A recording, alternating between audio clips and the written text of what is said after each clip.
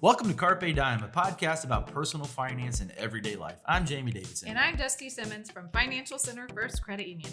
Thanks for spending your free time listening to us talk about how life and family affect us achieving our financial goals. Well, good to see you, Dusty. What's going on? Yeah, well, Jamie, we're here to talk today about credit score. You see those words everywhere. We can help you reduce or eliminate debt and help you improve your credit score. We can give you free credit monitoring. We can help you freeze your credit. There are a lot of buzzwords about credit score, but what does that really mean? Right. I mean, to the average person, what does that mean? What is my credit score? How can I freeze it? What can I do to help it? So there's a lot that goes into that, and that's really our goal today. And this can get a little deep, but we're going to try to keep it sort of fun like we always do, and just sort of give you those tips and tricks to hopefully improve that, because it's really important that you know about this. And specifically how debt affects your credit score, right? Yes, exactly. Not the debt affects your score, and then your score affects your debt. Right. It's hand in hand.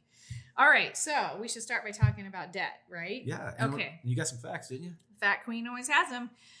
Total U.S. consumer debt is $14.9 trillion. That includes everything like mortgages, auto loans, credit cards, student loans. And that is according to debt.org. Yeah, that's a lot of debt. A lot of debt. A lot of debt. Fact number 2. Number 2, more than 191 million Americans have credit cards, and 60% of those Americans actually carry a balance every month on their credit card. Wow. And I'm not so shocked about the statistics, but more that you reported a fact. Okay, facts, go. All right. And number 3, the average credit card holder has at least 2.7 credit cards and holds an average credit card debt of over $5,000. And when I say debt, I guess I mean balance, right? Right, that's a balance. Yeah.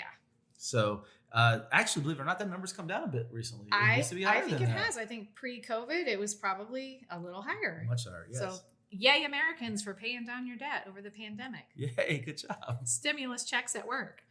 All right, so why are we talking about debt, and what does that have to do with your credit score and your daily financial life? Jamie, educate us here. Yeah, well, your credit score directly impacts your ability to get a loan, right? And it's indicating your risk of repaying that loan. So credit score equals risk. Equals risk. Yeah, it's an easy way that was created by a company called FICO, Fair and Isaacs Corporation, and they created this score system for lenders like our credit union or banks to tell you whether or not they should give you a loan, what the risk is. You were so smart. I had no idea what FICO meant. I used to be a history. You guys didn't know that. I'm sure you've heard that one before. So basically, you're getting this score, and it's telling them if they should take the risk on you. That's part of that. And then the way it's going to affect your debt is if you have a lower score, you're going to have to pay a higher interest rate. Because you are at a higher risk of not repaying that debt. Correct. Right. So that's what higher score equals better equals lower interest rate that you're going to get, right? All right. Okay, so the credit score actually is kind of a complicated thing. There's like 5 elements that go into it, which we're going to tell you about today. Right. Yeah, actually it has 5, and it's this sort of algorithm, and they don't tell you like sort of the magic way it's done, but they give you the basics for it. So we're going to go over those 5 basics today. All right. So what's number 1? First one is your payment history, and it actually is going to be the one that affects your credit score the most. It's 35% of 100% there. 35% of your credit score is made up by the payment history. Correct. Okay. So, the number 1 is paying on time, so being late. Right. So does that mean like I paid my bill 3 days late, 10 days late, 30 days late? How does that factor in? Actually, when it comes to your score, it starts usually at 30 days. That's when it's considered late payment. Technically, it can be a day late, but that usually doesn't happen. Usually, what's going to happen with that is you're going to have to pay the late fee probably. Right. But they're not going to report you late. It's called a grace period. A grace period, yes. Okay. So the things that are going to kill you when it comes to paying late are 30-day lates, 60 days, 90 days late, and then the last one, the killer, is going to collections. Yeah, if they send you to collections, your score is really going down, right? That collection item was actually sort of like a weight, and it's going to just pull down your credit score. Not only is it going to pull you down, imagine you've got that weight on it in your water, it's going to pull you down and it's going to anchor you down. So it's really important that you don't go to collections. Okay, so number 2, credit utilization, or the amount of available credit that you have that you're using. So tell me what that means and what percentage that makes up of your credit score. Okay, so that's the second biggest, and that's 30%. And what this means is I'm going to do this real easy because I'm not the smartest guy in the room. I'm not the smartest guy in the room. So the example is you get your first credit card and they give you a line of credit for $1,000. Okay. Should I spend $1,000? You should not. That's Okay. what people. That's credit utilization. That's credit utilization. So if you did that, you would be utilizing 100% of that line of credit. Okay. So you really want to try to keep that maximum at 30 to 40%. Once you go over that threshold, your score is going to come down. So I get $1,000 credit card. The most I should be spending is $300 to $400 on that line of credit at any one time. That's correct. And then pay it off. Pay it off. And there's that misnomer out there. Some people think, well, the idea is I go out and I max it out and I pay it off right away. You don't want to do that because it's actually going to bring your score down. Okay. All right. The third one, the length of your credit history. And I'm assuming that means how long I've had a credit card open or a loan open. Right, correct. And so let me use myself for example for that. My first card I got in college. Me too. Nobody taught me these things we're talking about today. So I closed it, after about 15 years. Right. So when I was like 33. When you got a better deal on a credit card. Right, or when I wasn't using it. Mm-hmm. And well, that actually cut my history down a little bit. And what that does, it actually temporarily brings down your score. So what percent of your credit score is made up of the length of your credit history? Yeah, that actually comprises 15%. Okay. So let's go back over this real quick. Payment history is 35%. Credit utilization is 30%. Length of credit history is 15. Mm-hmm. We've got 2 more left, which number 4 is? Number of open credit lines that you have. So that's, over Christmas, I opened a Kohl's card, and then I opened a Victoria's Secret card, and, I have that plus my other 2 credit cards, and I have another loan. Is that good or bad? Well, what we see happen is this. The more you open over the year, over a time frame of 12 months, your score is going to come down. With each one you open. Each one you open. So every time you go and apply for a line of credit, whether it's a credit card, it's an auto loan, whether it's an education loan, any type of line of credit, your score is going to come down temporarily. And if you do it numerous times, because it's coming down every time, you could go from a nice score down to, not a very good score, which is then going to affect you later on when you go and you actually might need a loan for a new auto loan or a new mortgage. And that one actually consists of 10%. So it's not that much. Right. But it still affects it. Mm-hmm. What I tell people with this is you want to try to only apply for 2 lines of credit maximum per year. Once you go over that maximum of 2 lines of credit per year, you're going to see your score come down. So try to keep it at 2 per year. Okay. And those actually fall off after 2 years as well on your credit report. Okay. And then the last one, which also accounts for about 10%, is the types of credit that you're using. And what do you mean by that? Well, there's 2 types of credit. There's revolving and there's installment. Okay. So revolving is actually like a credit card. You get a loan. You can use it when you want to. You can pay it off and you can keep using it. It revolves. Right. And for those of you who have mortgages, a home equity line of credit, which a lot of people get, is also a revolving line of credit. It's just a much bigger one, right? Yes, that's correct. So even on the mortgage side, you could have a permanent installment mortgage and a home equity line that's a revolving. Yeah. Which that's what exactly you just answered what an installment line of credit is. An installment line of credit is where you actually have a term on that. Example would be an auto loan, a mortgage loan, or education loan where you're paying it down to 0 and you can't reuse it. Right. When they're looking at your score with that, the whole idea is you don't want 10 credit cards that are revolving and no installment lines of credit. You want some diversity. In your debt. Yes. Okay. All right. So let's recap those really quick. Payment history, 35%. Credit utilization, 30%. Length of credit history, 15%. Number of open credit lines, 10%. And the types of credit used, 10%. That's right. All right. And if you can just remember those 5 things, you're going to actually hopefully see your score go up. Right, because you're smart about it. Yes. Okay.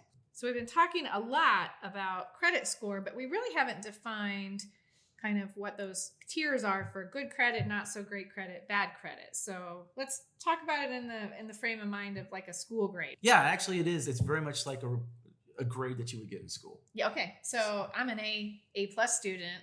What's my credit score look like? If you're an A+ student, you're at 800+. We call this the unicorn. That's not the norm. And, I am a unicorn. You are a unicorn, yeah.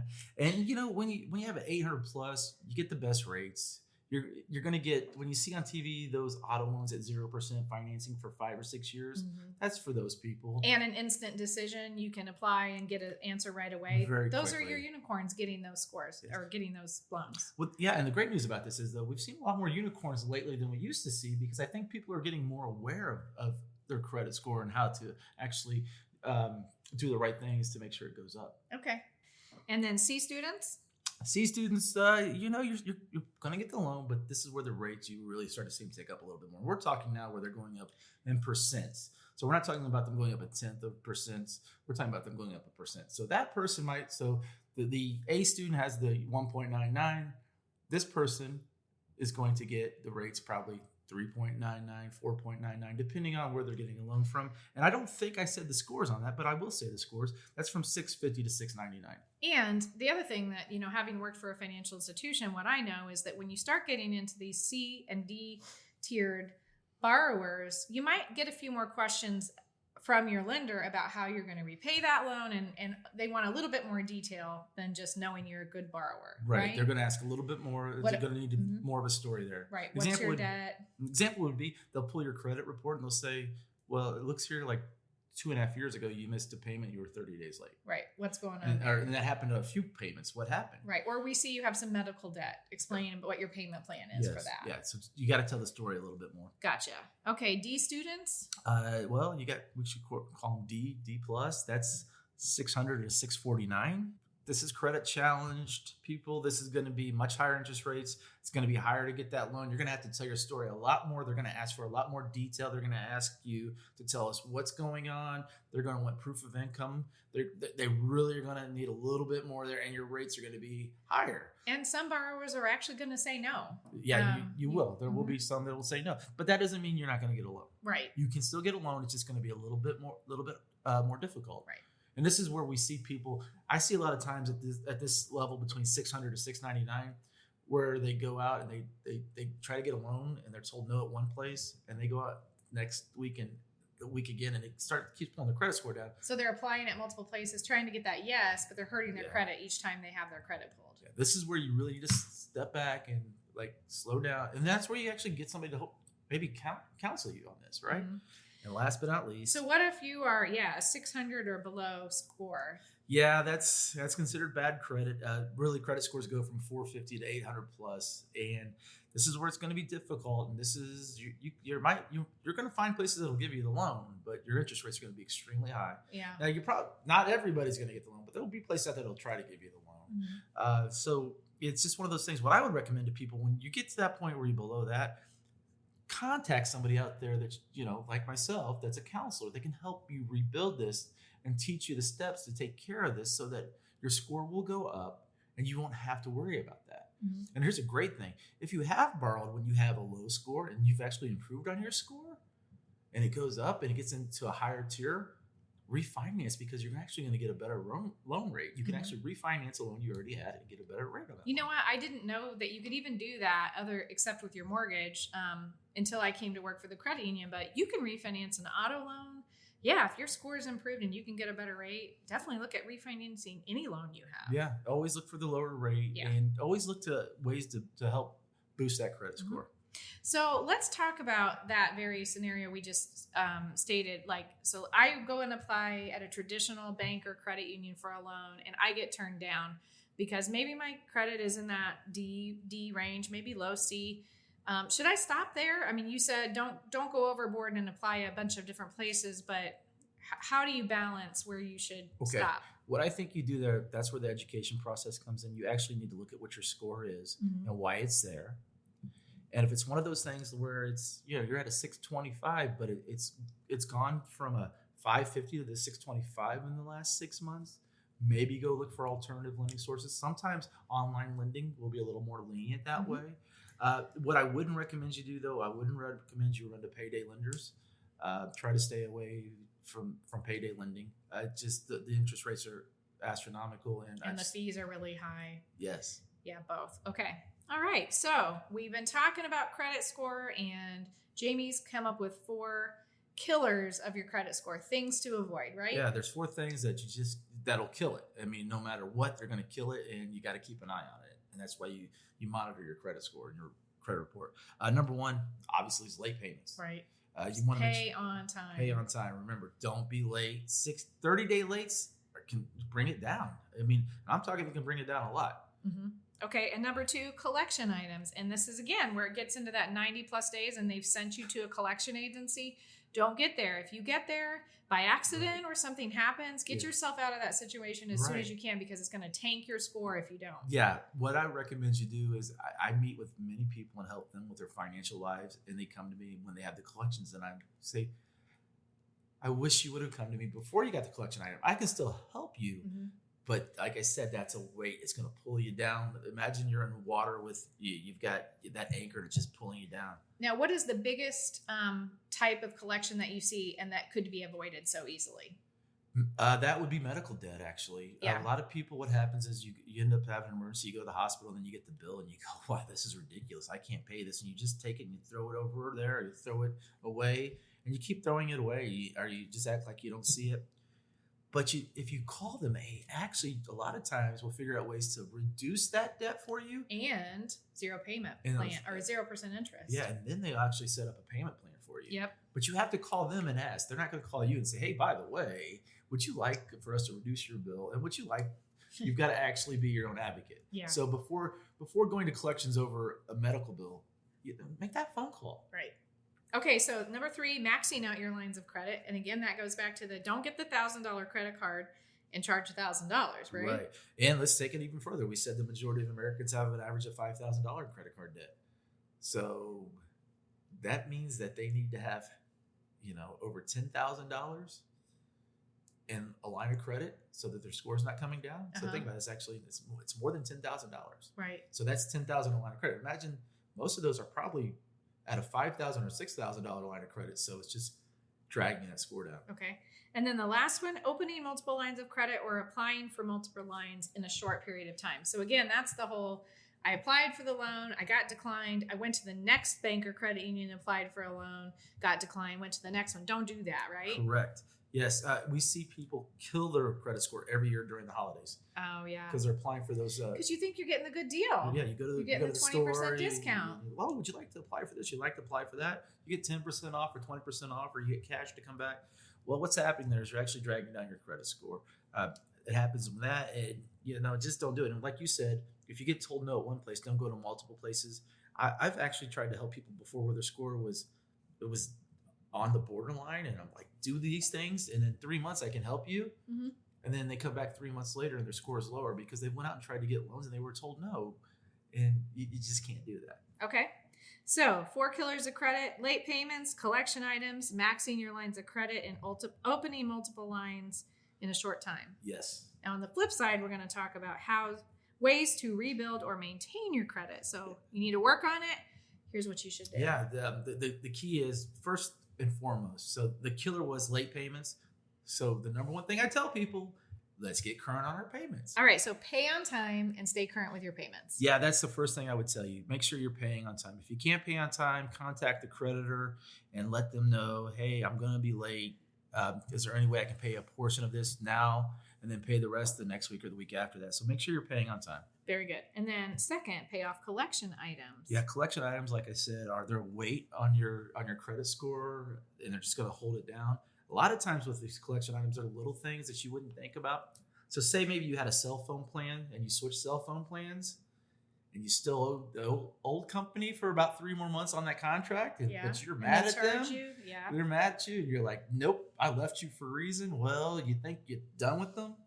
Well, what happens in this? They send you to collections. They find you in the end. Yeah, they find you in this. So make sure you're paying off those collection items. Okay. Number 3, keep usage of credit lines below 40% of your available credit. We've talked about this a couple times. $1,000 credit line, don't spend more than $400, and make sure you're paying it off. Right. Yeah. Make sure you're paying it off. Sometimes the answer is you open up another line of credit to just make that available credit a little bit more. Okay. I wouldn't always recommend it, but sometimes that's the answer. But try to keep it below 40%. You really, if you can get it down in the 20s or the 10%, you're going to see your score skyrocket. All right. And then number 4, do not apply for more than 2 lines of credit per year. And that's everything from credit card to auto loan to mortgage loan, student loan. So think about and be planning what kind of loans you may need throughout the year. And think about this, parents. Remember, when you co-sign on those students' education loans, that actually hits your credit too. So I learned this, my first one went to college. I knew it, but I didn't, really think about it. So yeah, it's all those things. It's everything you apply for. Hey, you go buy tires at the tire store. You want a discount? That's going to be a hit on your credit score. I need to co-sign on my student loan. That's going to hit your credit score. Co-sign for an auto loan for your kid, same thing, right? Right. Okay. Ding, ding, ding. We call them dings in the business. I like that. Okay. All right. So ways to rebuild or maintain your credit: pay on time, stay current, pay off your collection items, keep usage of credit lines below 40%, and don't apply for too much credit throughout the year. That's right. Sounds like a pretty easy recipe. It really does. And that's why it's so important to learn it, because nobody really teaches it at first. I have so many friends I went to college with, and they came out and they were already in debt, not debt, but they had a bad credit score. They were in a little bit of debt, but they couldn't get the loan for their car. It's just, I see this with people all the time in their mid-20s. They come out and they're like, I don't know why my credit score is a 580. And it's because nobody taught them. Yeah. And it's not just young people, it's everybody. So it's a little bit hard to understand at first, but it's kind of like maintaining your weight. Once you kind of know the things for you personally that go into having that ideal weight or having that ideal credit score, you just need to tweak, right? Throughout your healthy habits. Just keep working on it. Pay on time. Don't get collection items.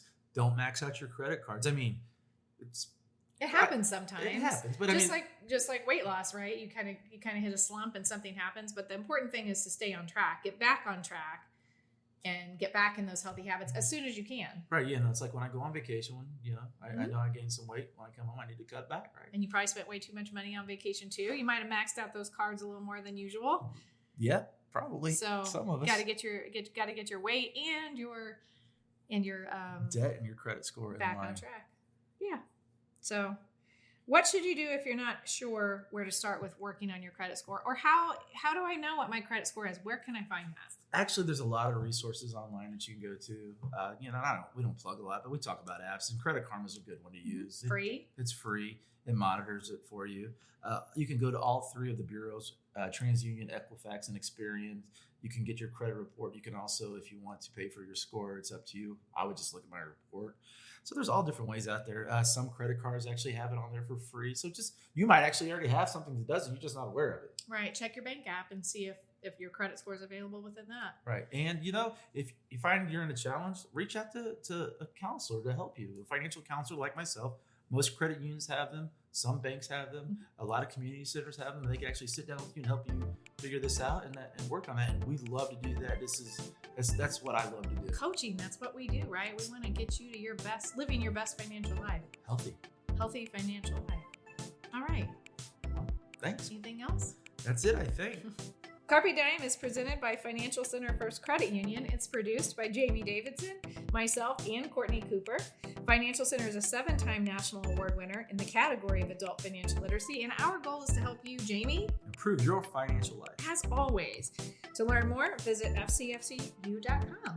And if you like what you hear, subscribe to iTunes, SoundCloud, Spotify, and the All Indiana Podcast Network. And listen to us every 2 weeks. Love to have you. See you later. Bye.